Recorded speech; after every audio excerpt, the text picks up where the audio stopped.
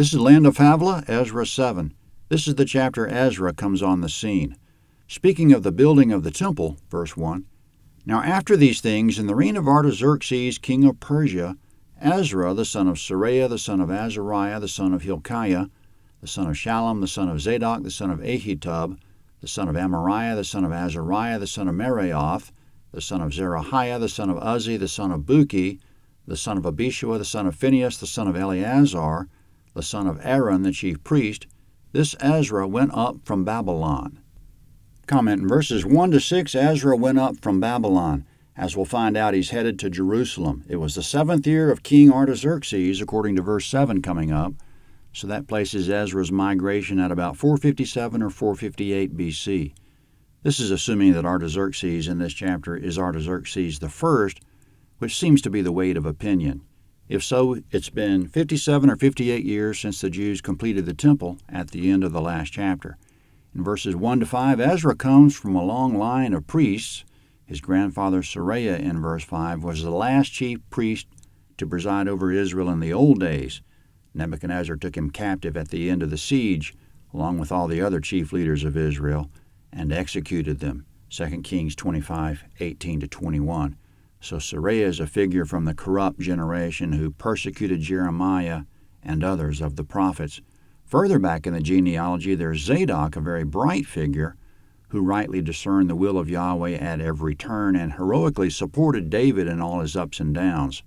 2 Samuel 8:17, 2 Samuel 15:35, and 1 Kings 1:8.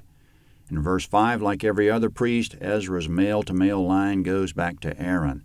Speaking of Ezra, still in verse 6, he was a skilled scribe in the law of Moses, which Yahweh the God of Israel had given, and the king granted him all his request, according to Yahweh his God's hand on him.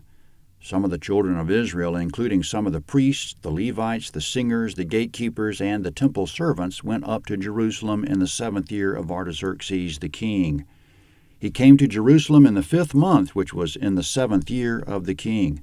For on the 1st day of the 1st month he began to go up from Babylon, and on the 1st day of the 5th month he came to Jerusalem, according to the good hand of his God on him. For Ezra had set his heart to seek Yahweh's law and to do it, and to teach statutes and ordinances in Israel.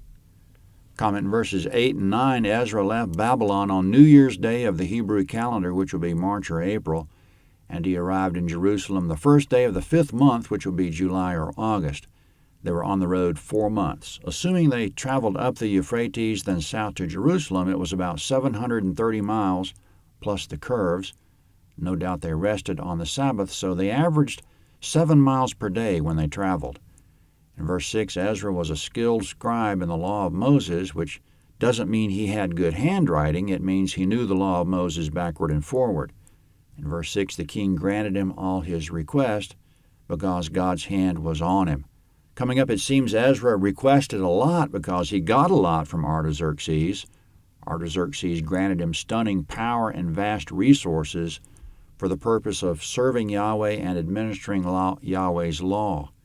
In verse 7, Ezra assembled an entourage of Jews out of the Babylonian kingdom to go up with him, especially priests and Levites, to serve in the benefit of Yahweh's house. In verse 10, Ezra set his heart to seek Yahweh's law, to do it, and teach it. Coming up, Ezra's group traveled with a letter from the king which protected them from local officials harassing them along the way. Artaxerxes' letter also protected Ezra from any Jews in Jerusalem and government officials in the region, so that once he arrived there was no question of his royal authority. Verse 11.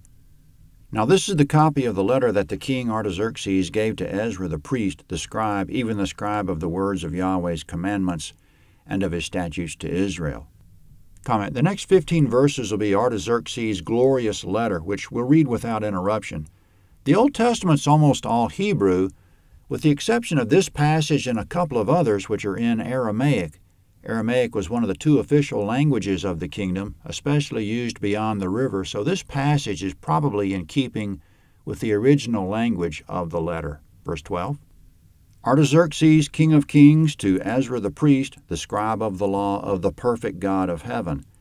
Now I make a decree that all those of the people of Israel and their priests and the Levites in my realm, who intend of their own free will to go to Jerusalem, go with you, because you are sent by the king and his 7 counselors, to inquire concerning Judah and Jerusalem according to the law of your God which is in your hand, and to carry the silver and gold which the king and his counselors have freely offered to the God of Israel, whose habitation is in Jerusalem, and all the silver and gold that you'll find in all the province of Babylon, with the free will offering of the people and of the priests offering willingly for the house of their God which is in Jerusalem.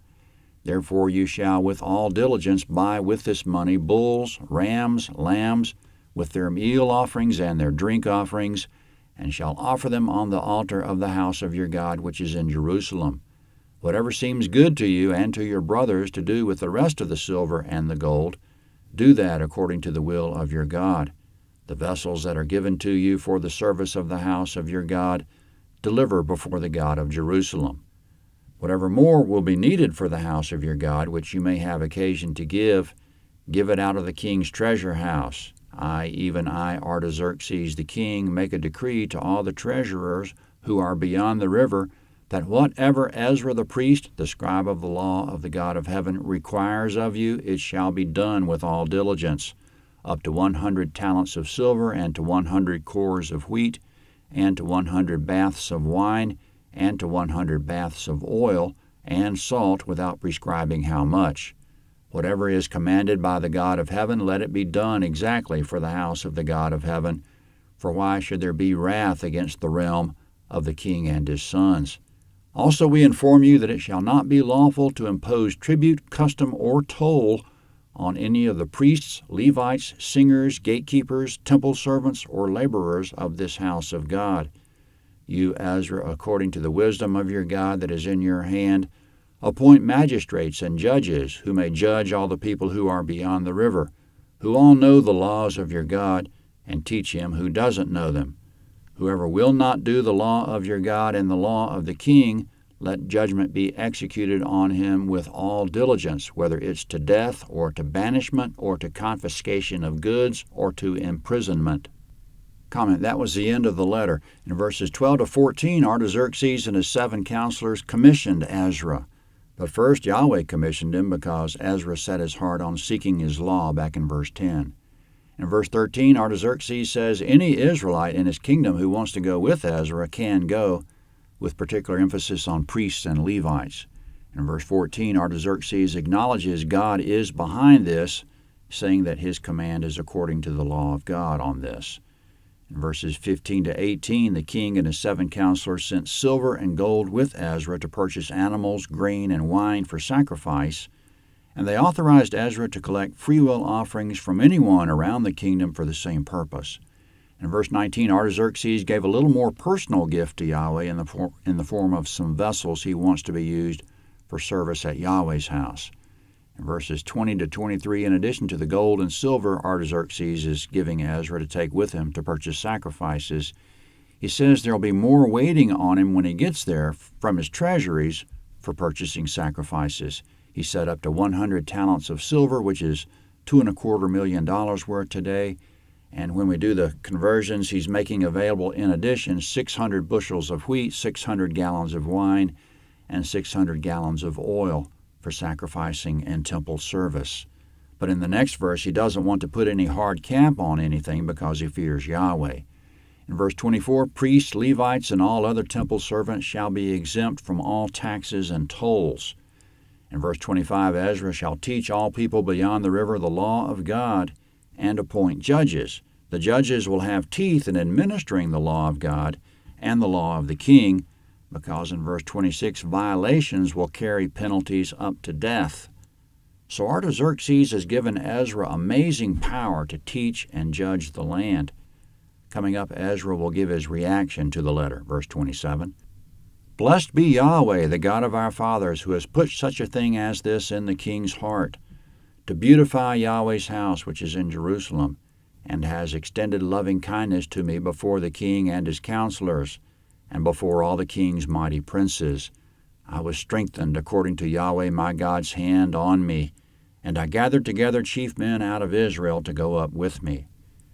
Comment in verse 27, Ezra's heart is for Yahweh and not corrupted by his power. In verse 28, as far as who would go with him, he was mostly interested in recruiting leaders. Quote, I gathered together chief men of Israel to go up with me. End quote. In verses 27 and 28, Ezra is speaking in the first person, referring to himself as I and me, so he's the author. Ezra 8 is next.